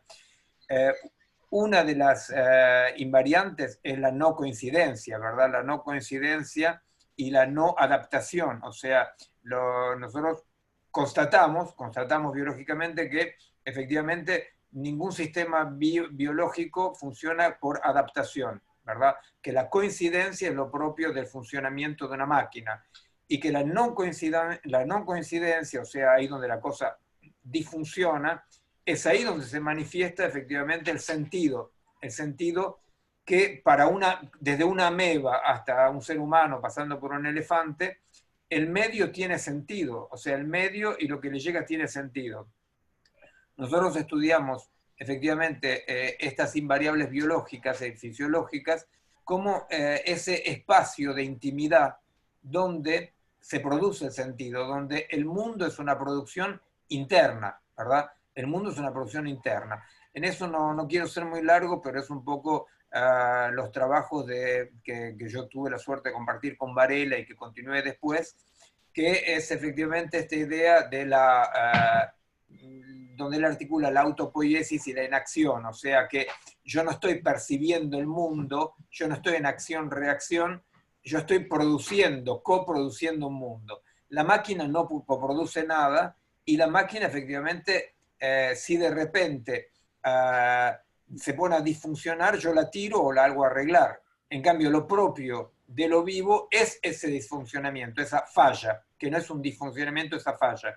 O sea, lo vivo se caracteriza por resolver en permanencia el problema de este invariante que es que no coincide, ¿verdad? O sea, para decirlo de una cierta manera, como nos las pasamos errando, tenemos que corregir esa erranza, ¿verdad? Ese error. Para decirlo de manera un poco rápida, no quiero tomar mucho tiempo porque efectivamente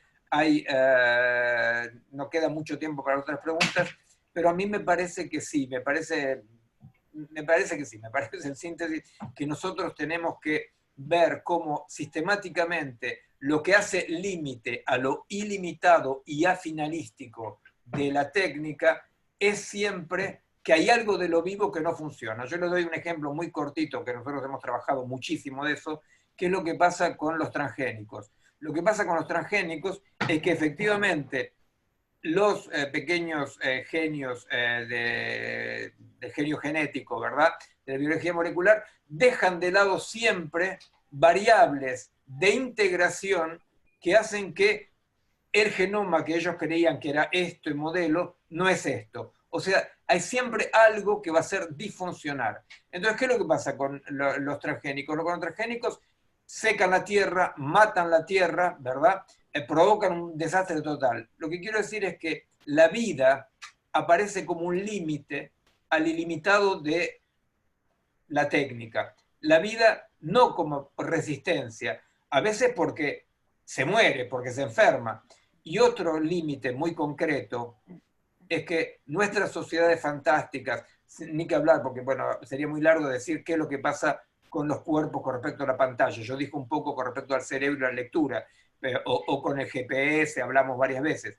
Pero concretamente, ¿no?, una de las consecuencias de este mundo ilimitado donde todo es posible, y bueno, es la epidemia más fuerte que existe, que es la epidemia no contagiosa, que es el cáncer, ¿verdad? O sea, la vida, ¿no?, deviene incompatible con un cierto desarrollo de un mundo tecnológico del modo que conocemos, ¿verdad?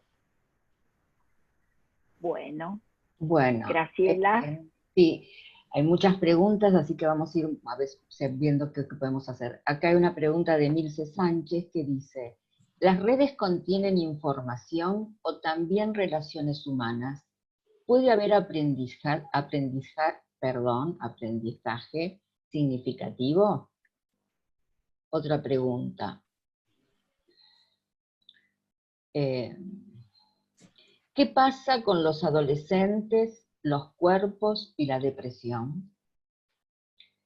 Otra pregunta. Si el mundo digital es información, pero no llega a ser comprensión, entonces, ¿qué sucedería con no saber y la acumulación de conocimiento? Yo me engancho en esta última pregunta, ¿no? Porque esa es justamente una diferencia fundamental entre el mundo algorítmico y el mundo de lo vivo y de la cultura, ¿verdad? O sea, lo que yo dije de una manera un poco así a los ponchazos, ¿no? Muy rápido, ¿verdad? Que es un poco unos trabajos que yo ya he comentado con Graciela y Norma en otros encuentros, ¿no? O sea, cómo nosotros pudimos... o sea, nosotros realmente nos preguntamos desde un punto de vista de investigador, ¿no? Dijimos, pero ¿cómo puede ser que la información, ¿no? No solamente no provoca acción, sino que la información inhibe la acción? Esa fue la pregunta de la cual nosotros partimos. Partimos de esa pregunta porque dijimos, ¿cómo puede ser que en este mundo donde hay una sobreinformación sobre los desastres, los peligros, todo, ¿verdad? ¿Cómo puede ser que la información que circula tan libremente no solamente no provoca acción, sino que inhibe la acción? Nuestros trabajos en ese sentido, justamente tratan de mostrar cómo estas dimensiones corporales, ¿verdad? Que la relación humana, para enganchar con la otra pregunta, la relación humana significa relaciones corporales, o sea, no solamente intercambio de información, ¿verdad? Cómo los cuerpos en situación dan sentido o no a lo que sería una información, ¿verdad? O sea, nosotros sabemos muy bien que no es lo mismo agarrar y decirle, no es lo mismo decirle a alguien, ay, me muero de risa, que en cura paliativa a alguien que dice, ay, me muero, ¿verdad? O sea que la información, ay, me muero, es una información que si no está contextualizada por cuerpos que tienen miedo, que sufren, que tienen goce, que tienen pasión, ¿verdad?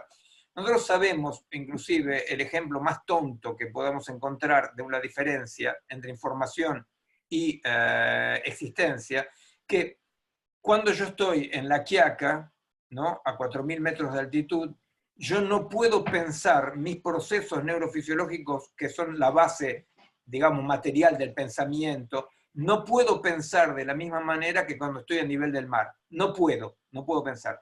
Si yo tengo una máquina que a 4.000 metros no funciona lo mismo que en Buenos Aires, la tiro la máquina, ¿verdad? Entonces, justamente lo que pasa es eso, que es una cuestión de cuerpos que son la condición de la comprensión y del sentido. Y nosotros estamos cada vez más dentro de una impotencia de funcionar dentro de la información, ¿verdad? Ese funcionamiento dentro de la información, y bueno, inhibe, atrofia cerebralmente, que fue mi laburo, pero atrofia efectivamente la capacidad de actuar de los cuerpos en y para las situaciones. Paula, ¿querés? Sí, bueno, la pregunta sobre la información, ¿no? En la red circula información, muchísima información, infinita información. La pregunta fue si puede haber aprendizaje significativo en ese ambiente. Depende de lo que uno llame aprendizaje significativo, ¿no? Pero me parece que lo que yo diría a partir de esta perspectiva que vengo trabajando es que es la tecnología red, ¿no? Internet, los celulares, así como cuando consultamos información, Google, etc., ella quiere ser usada de determinada manera. Y ese uso que propone es veloz, fluyendo, ¿no? Y cuanto más información consumimos, mejor, ¿no? Y cuanto más tiempo pasamos ahí, pues, ¿no? Viendo páginas y páginas de información, es mejor. Entonces, eso no sería equivalente a aprendizaje significativo, por lo menos en términos modernos, ¿no? Aprender, porque justamente esa necesidad de adensar, de parar, de cohesionar, es algo que tiene que ejercerse, ¿no? Desde ese yo que se enfrenta a ese dispositivo, pero no es la forma en que el dispositivo nos interpela, por lo menos no es la forma prioritaria en que nos interpela. Ella quiere ser usada, Internet no quiere ser usada. Internet quiere ser usada rápidamente y de este modo bien de mercado y bueno, toda la cuestión de los algoritmos que sabemos, ¿no? Pero eso no significa que uno no pueda usar esa herramienta también para hacer otras cosas. Pero ahí hace falta hacer un trabajo, ¿no? Hace falta hacer un trabajo, incluso una violencia contra el dispositivo, ¿no? Y hacerlo funcionar de otra forma, ¿no? Y para justamente eso, producir alguna densidad, producir algún tipo de aprendizaje significativo, ¿no? Para citar la frase usada en la pregunta. Sí, es Bueno. así, totalmente de acuerdo con lo que dice Paula, que el desafío es aprender a utilizar de forma transgresiva la técnica. O sea, nosotros tenemos que aprender eso, a usar transgresivamente la técnica. Hay una pregunta de Arminda en portugués, y yo lo lamento si tú la podés ver después, Paula, porque yo no la puedo traducir. Voy a decir otras dos preguntas y si querés podés ver la pregunta de Arminda. Algunos autores advierten sobre la creación e instalación de tecnosociedades tecnototalitarias. La Rita Segato dijo hace poco más de un mes que los lazos virtuales no son lazos comunitarios. Esta sería una pregunta que opinan al respecto. Y otra es, ¿el límite es algo donde también algo nuevo o distinto puede empezar a pasar siempre que podamos con la alienación? La pregunta ¿es una decisión? ¿Podemos decidir? Dejo estas dos preguntas y si podés la de Arminda. Bueno, sobre ir a ver la pregunta en el chat y traducirla, no sé si me considero muy capaz, la verdad. Puedo llegar a intentarlo después, pero no soy multitarea, no puedo hacer dos cosas al mismo tiempo, y mucho menos haciendo dos cosas de este tipo, de orden de lo digital, pero las puedo ver después. Perfecto, perfecto. Y con respecto a la cuestión de lo tecnototalitario, bueno, sí, no sé si esa es la palabra tal vez más precisa, pero la tecnología digital, ya desde, por lo menos desde los años 90, al principio de los años 90, hay un texto que yo cito mucho, que es el Postdata sobre las sociedades de control de Deleuze, que decía justamente eso, ¿no? Entre otras cosas, ¿no? Son dispositivos de control estos aparatos. Y él no llegó a ver ninguna de estas tecnologías, los teléfonos celulares, inteligentes, GPS. Algunas estaban ahí asomándose como internet, sí, pero no, vislumbró la lógica que estaba implantando, ¿no? Que no es más no es tanto la de la sociedad disciplinaria, ¿no? Del Estado vigilando jerárquicamente, sino que es un control todos por todos, o en todas las direcciones, mejor dicho, ¿no? O sea, puede ser de abajo hacia arriba, o de uno y otro. Podemos, por ejemplo, el caso de WhatsApp, ya que es el ejemplo mi favorito, cuando fue el último momento en que la persona se conectó, o si vio o no vio el mensaje, ¿no? O dónde está, en fin, o sea, hay posibilidades de control de todos por todos infinitas, y además jerárquicamente, claro, eso lo estamos viendo también de forma bastante dolorosa, ¿no? Como en las redes sociales, que viene sucediendo a nivel político incluso, ¿no? Con las elecciones, en fin. Y entonces es algo completamente válido de cuestionarse y muy peligroso, creo. Ahora, por ejemplo, no sé cómo será en Argentina, pero acá en Brasil las universidades públicas están prácticamente adoptando en masa la plataforma de Google para dar clases. Google Classroom, Google Sala de Aula. Y esto quiere decir que la universidad que no tiene más lugar físico, por lo menos temporariamente, está sucediendo en Google. físicamente, ¿no? Sucede en este espacio, y entonces toda la información está ahí. Y todo esto es terrible, ¿no? O sea, es potencialmente peligrosísimo, en varios niveles de peligro, ¿no? Y más todavía en un país con un gobierno fascista, ¿no? Y interesado en ese tipo de información por fines posibles. Y la otra cuestión sobre los vínculos virtuales, yo diría que, ¿cómo decir?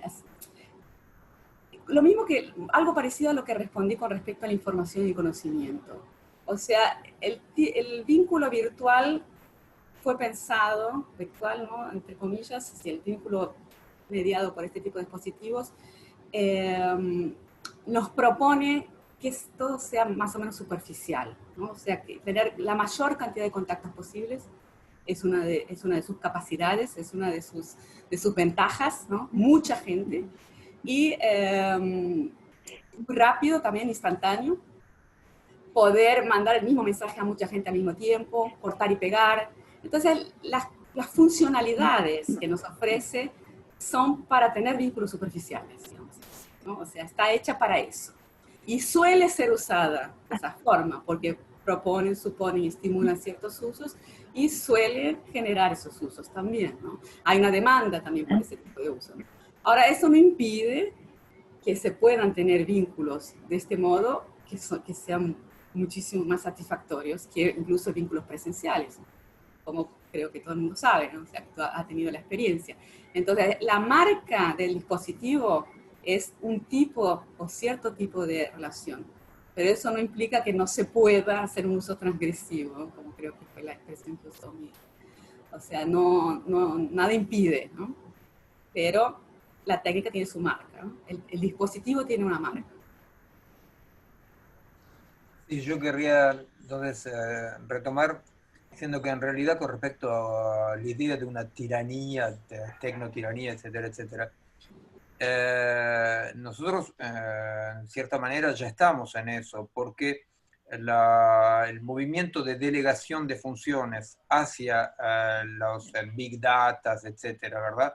Es el mismo movimiento de delegación de funciones que hace que cuando yo delego la función orientación al GPS, en el hipotálamo, en el hipocampo, se atrofian los núcleos que se ocupan de cartografiar el tiempo y el espacio, ¿verdad? O sea, que yo me pierdo. O sea, que lo que yo delego no lo tengo más. O sea, la plasticidad cerebral que tan fantástica es porque decimos, mismo los jovatos vamos a poder aprender a hablar griego. Sí, pero la plasticidad cerebral también quiere decir que lo que yo no uso se atrofia, ¿verdad? O sea, no queda ahí. Entonces, en realidad, nosotros estamos viviendo a nivel individual cotidianamente, en permanencia, un movimiento de delegación de funciones con ningún tipo de ida y vuelta, ¿no? Neurofisiológicamente no hay ida y vuelta. La delegación de funciones, que es un mecanismo clásico de la evolución de las especies, cuando hay ida y vuelta toma miles de años. Nosotros estamos delegando funciones. A nivel social hay una delegación de funciones donde los big data están decidiendo por nosotros los humanos las grandes orientaciones macroeconómicas, las orientaciones sanitarias, y nosotros sabemos muy bien que una parte del despelote actual del tratamiento de la pandemia es porque hubo decisiones tomando en cuenta los modelos de los Big Data y que efectivamente iban para un lado, iban para el otro, y que efectivamente ahí se vio cómo la correlación, que es la base de la... suplantamos, ¿verdad?, un estudio de causalidad hacia un trabajo de correlación. Cómo la correlación, que es la base de Big Data, puede dar cualquier cosa. Pero yo creo que sí, que efectivamente hoy en día estamos entrando dentro de un momento de delegación de funciones del ciudadano, para decirlo así, hacia centrales absolutamente inmateriales y sin ningún tipo de sentido, y que sí, efectivamente, hay una delegación de funciones y una delegación de libertad. Ahora, esa rapidez a la cual Paula hace referencia, esa rapidez que nos pone a funcionar en feedback, esa rapidez, ahí vemos nosotros concretamente qué es lo que se está perdiendo, de lo propio de lo vivo, de la cultura, de la subjetividad. Lo que se está perdiendo es que para nosotros la temporalidad es una temporalidad en varios sentidos, que para decirlo de una cierta manera es una temporalidad donde hay que tomar el tiempo de la comprensión, hay que tomar el tiempo del sentido, hay que tomar el tiempo de aburrirse. Y entonces efectivamente, si nosotros queremos comprender, por ejemplo, de manera comportamental y después verlo neurofisiológicamente, pero comportamental, cómo se está esculpiendo el cerebro, efectivamente, un cerebro que está funcionando en feedback, feedback, feedback, está perdiendo cada vez más todas las dimensiones de intimidad, de subjetividad, que son las dimensiones de una temporalidad ni lenta ni rápida, que toma su tiempo para producir algo. O sea, es ahí la base de la impotencia actual. La base de la impotencia actual es que ese tiempo de producción que nos permite una acción compleja y se está perdiendo por el feedback. Entonces Rita Seorato tiene absolutamente razón cuando dice que las relaciones virtuales o las relaciones por internet no pueden ser comparadas con las relaciones personales, donde hay cuerpos. Yo estoy de acuerdo con Paula, por supuesto que nosotros podemos utilizar la máquina, pero no creamos que uno puede utilizar la máquina así nomás, ¿verdad? O sea, cuando yo hablo de utilización transgresiva, significa realmente que hace falta todo un verdadero trabajo. Nadie puede creerse que él utiliza el GPS, pero que sus núcleos subcorticales no se atrofian, ¿se entiende? La técnica está modificando nuestro modo de ser en el mundo. Entonces, es posible utilizar la técnica. Yo pienso que esta velada es una parte de eso. Estamos tratando de utilizar la técnica dentro de un tiempo largo, por ejemplo. Bueno, eso ya es, por ejemplo, una indicación, por ejemplo, ¿verdad? Estamos utilizando una técnica del feedback, pero no lo utilizamos con feedback. Lo utilizamos con un tiempo largo, aburriendo a la gente que escucha, siendo contradictorios, ¿verdad? Y bueno, esa utilización es un principio chiquitito, no hay que ser muy optimista, pero de eso se trata. Se trata de la pulseada, de ganar la pulseada a nivel del tiempo y de la espacialidad. Tenemos que tomar nuestro tiempo y nadie crea que más allá del espacio se puede pensar o actuar de la misma manera que teniendo en cuenta la espacialidad de los cuerpos y la temporalidad de los cuerpos, ¿no? Bueno, tenemos la traducción de Arminda, le voy a dar, aunque a lo mejor no quiere, pero a José Edelstein, que lo tradujo, así que lo voy a decir, es una pregunta un poco larga, pero muy interesante. ¿Cómo afrontar los procesos de enseñanza-aprendizaje en la post-pandemia? ¿Existe una denuncia recurrente durante este periodo de que los dispositivos tecnológicos no respondieron adecuadamente a la alta expectativa de novedades contenida en la fascinación que ejercen? Los niños extrañaban estar con sus compañeros y sus profesores. Me gustaría preguntar qué explicitó la pandemia sobre este conflicto, redes, muros, y qué transformaciones pueden ocurrir. En su opinión, a partir de la posibilidad de reconocer que los dispositivos tecnológicos no son la respuesta milagrosa a todos los problemas vividos en el ámbito educativo. Bueno, sí, gracias. Si es difícil pensar la pandemia, la post-pandemia, entonces es más difícil todavía. Pero bueno, por lo menos es optimista pensando que va a haber un post-pandemia, que ya es alguna cosa, es algo.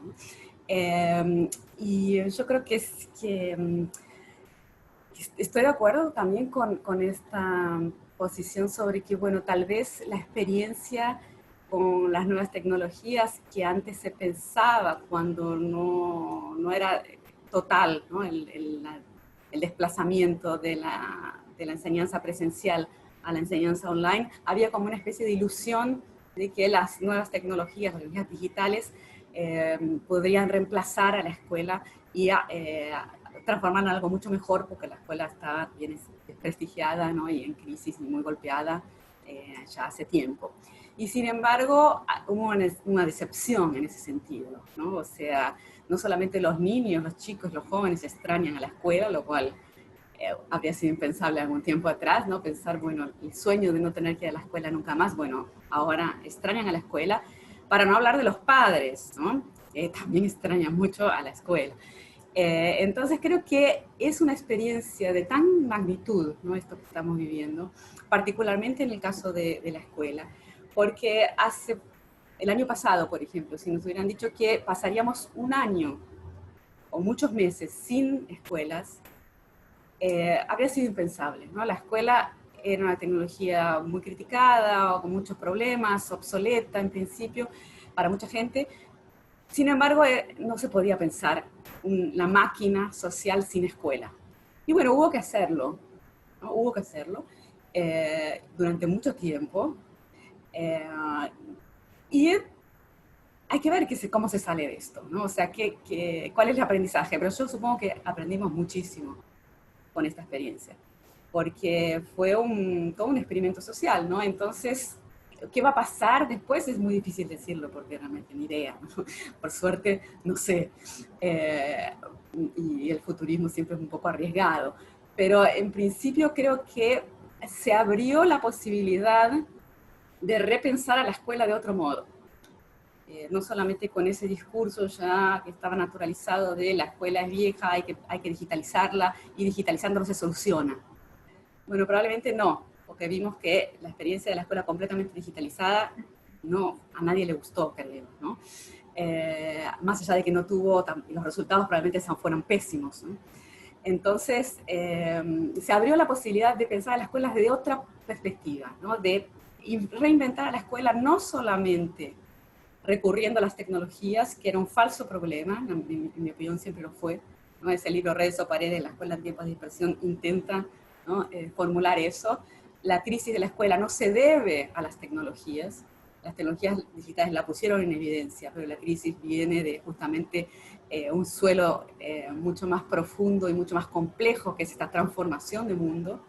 Por lo tanto, no es digitalizando la escuela que se va a solucionar el problema, ¿no? Y creo que entonces se abre ahí la posibilidad, ¿no? Como que está sugerida en la pregunta, me parece, de repensar el problema una vez que salgamos de esto, si es que salimos en algún momento, en la post-pandemia, ¿no? O sea, pensar, lo que se dice es que probablemente vamos a recurrir a sistemas híbridos, un poco online, un poco offline, no sé. Pero en todo caso se abrió, me parece, la posibilidad de repensarlo de otra manera.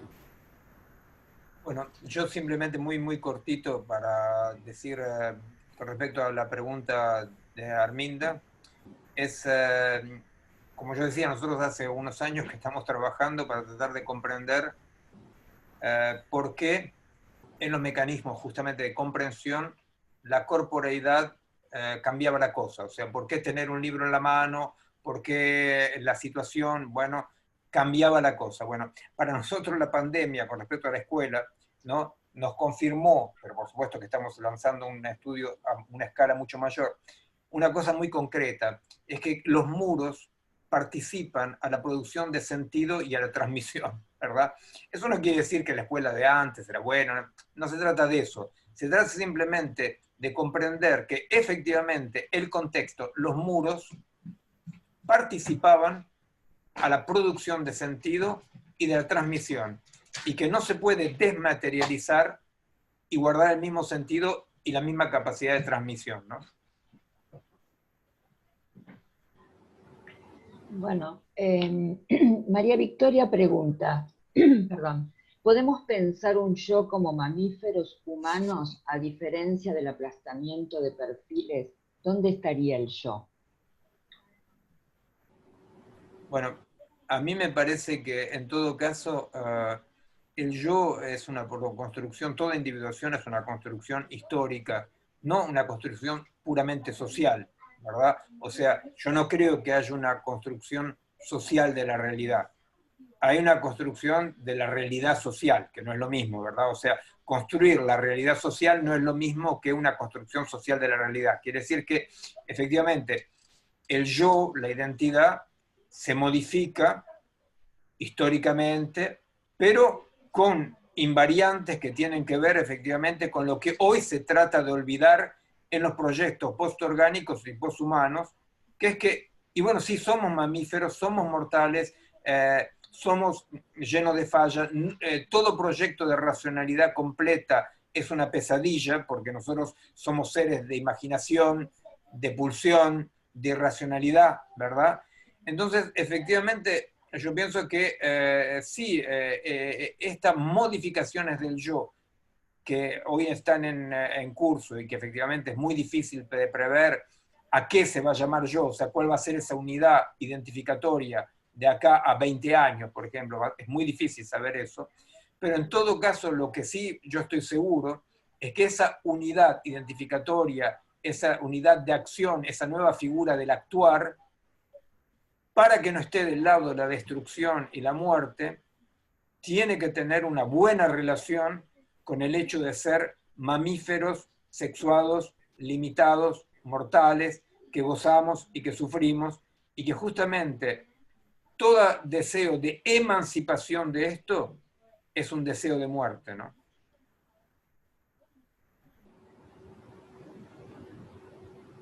Bueno, Adriana pregunta, ¿cultivar una actitud más contemplativa favorece la escritura en pandemia y confinamiento? ¿Les parece útil? La escritura en sesión y sesión. ¿Cómo ven la escritura como alternativa?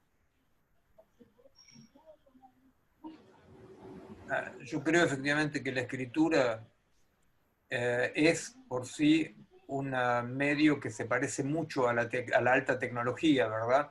O sea, la invención de la escritura fue, hace 4.000 años en la Mesopotamia, la emergencia de una dimensión otra de lo vivo, con lo cual lo vivo se hibridó, ¿verdad? O sea, nosotros reconocemos desde un punto de vista antropológico 3 grandes revoluciones enormes. Una, la humanización por la lengua, ¿verdad? O sea, la única especie que tiene una lengua. La segunda es la escritura y la tercera es la digitalización. Bueno, en realidad, efectivamente, la escritura es una dimensión con la cual nosotros cohabitamos y nos hibridamos, que hemos más o menos domesticado. O sea, que lo vivo no sea totalmente aplastado por la escritura, ¿verdad? Yo creo que la práctica de la escritura es una práctica que hoy en día permite desarrollar esas dimensiones de intimidad que se escapan y resisten al feedback permanente. Pero lo que yo aconsejo es que esta escritura no sea solamente una escritura digital. Yo creo que hay cosas que uno no puede escribir por digital. Hay cosas que uno necesita escribir con la mano, haciendo caligrafía. Yo creo que hay cosas que uno tiene que escribir con la Olivetti, ¿verdad? Los que todavía guardamos una Olivetti. Hay cosas que uno tiene que escribir con la Olivetti porque el tac, tac, tac, tac, tac, tac, tac del Olivetti permite pensar de otra manera y evoca otras cosas. De la misma manera que neurofisiológicamente y subjetivamente, escribir con la mano, hay cosas que uno tiene que poder escribir con la mano porque si las escribe en una pantalla digital, no quieren decir la misma cosa, ¿verdad? Entonces yo creo que sí, que la práctica de la escritura es una buena práctica para reaprender y desarrollar y proteger esas dimensiones de intimidad que el feedback permanente nos está robando. Acá me están atacando porque dice que ya está el asado, acá no hay ningún asado.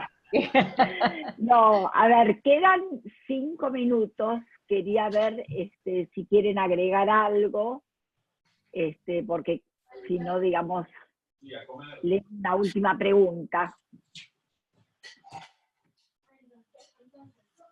Leo la última pregunta, entonces, bueno. Dice, en este instante, Paula dice que no hay vínculo en una red. Somos X participantes en este evento sin comunicación entre nosotros y solamente miramos al expositor que habla fuera de nuestra decisión de oír, preguntar o entender. Estamos registrados como presentes, pero no, entre comillas, existimos para los otros. Dice, sí existimos y de hecho nos comunicamos entre nosotros, es algo maravilloso, o sea, debe ser otro show, porque yo no dije eso, creo, ¿no? Que no hay vínculo en la red. Dije que la red suscita ciertos tipos de vínculos y que están impresos en ese tipo de tecnología que sugiere que la usemos de determinada manera. Este uso que quien hizo la pregunta comenta es uno de ellos, ¿no? Puede haber otros. Ahora, para que a lo que me referí, que tal vez sea eso que está citando quien preguntó, es en la pregunta sobre la calidad de los vínculos, ¿no? O tipos de vínculos, ¿no? Y mi respuesta, no sé si vale la pena que la reitere, pero es que hay tipos de vínculos que están inscritos en la lógica de Internet, por ejemplo, o de Zoom, de esta tecnología que estamos usando, y eso no significa que no se pueda hacer con ello algo interesante, pero hay que hacer un trabajo, ¿no? O sea, esta persona que hizo la pregunta está haciendo ese trabajo, en principio, ¿no? Por lo que cuenta. Y eso no está vedado, es posible, pero, en fin, pero hay un uso que es de un tipo de vínculo. De todas maneras, creo que no hay contradicción, porque yo nunca dije que no hay vínculo, ¿no? O sea, si no estaría mintiendo simplemente porque estos son vínculos, son tipos de vínculos. Creo que tiene que ver también con no creérsela, ¿verdad? O sea, no creer que esto puede ser todo el vínculo. Y entonces explorar cuáles son las dimensiones posibles de vínculo dentro de la red, ¿verdad? No es lo mismo de decir, de última, yo hablo con un amigo por Skype o doy una conferencia por Skype, y es lo mismo, ¿verdad? Ahí estamos mal. La cuestión es decir, hay que ver cuál es la diferencia y explorar cuáles son los posibles dentro de esta tecnología, pero con trabajo, efectivamente, porque no es así nomás. Así nomás, si uno lo usa así nomás, cae en la fascinación de decir qué fantástico. Hoy vi un tipo, por ejemplo, en el bar, cuando salí para estar a pasear, vi un tipo en el bar que estaba charlando contentísimo, pero enfrente no había nadie, había un aparato, ¿no? Y el tipo, claro, estaba tan contento como si él dijera, pero qué fantástico, ¿no? O sea, no hace falta que Pirulo esté enfrente mío, es como si Pirulo estuviera. Y ese es el error, ¿no? Decir, bueno, Pirulo no está enfrente mío. Qué lástima que Pirulo no está enfrente mío. Pero, ¿qué es posible, verdad? O sea, se trata de nuestra parte no creer en la omnipotencia de la técnica, sino al contrario, ver esos límites de la técnica y viendo los límites de la técnica, cómo podemos articularnos dentro de la técnica. Porque la fascinación hace que nosotros creamos que la técnica es ilimitada y decimos, como si Pirulo estuviera acá. Y decimos, no, bien que Pirulo no esté acá, bien que es súper limitado esto, y de todas maneras permite hacer esta conferencia con límites, ¿verdad? Con límites. Pero explorar la tecnología por sus límites y no por sus posibles. Me parece que esa es una de las pistas del uso transgresivo. Verlo por los límites y no por lo que posibilita, ¿verdad? Estudiando esos límites vamos a encontrar cosas nuevas. Bueno, creo que hemos llegado al fin de este riquísimo diálogo. Les agradecemos enormemente también a la comisión directiva de la PPG y por supuesto a Patricio, Claudia y Andrea, sin ellos hubiese sido imposible este encuentro entre, bueno, tanta gente de diversos países. Muchísimas gracias. Bueno, muchísimas gracias y disculpas las preguntas que no han podido ser respondidas. Muchas gracias. Gracias. Gracias, Norma, Graciela, Patricio. Y muchas gracias, Paula, por este diálogo. Gracias, Paula. Gracias igualmente.